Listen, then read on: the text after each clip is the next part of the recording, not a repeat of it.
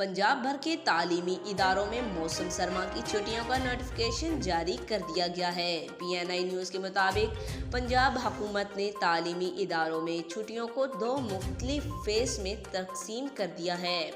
तफसीलात के मुताबिक पंजाब के 24 अजला में 23 दिसंबर से 6 जनवरी तक छुट्टियां होंगी। 12 अजला में 3 जनवरी से 13 जनवरी तक छुट्टियां होंगी, जिसका नोटिफिकेशन लाहौर हाई कोर्ट में जमा करवा दिया गया है।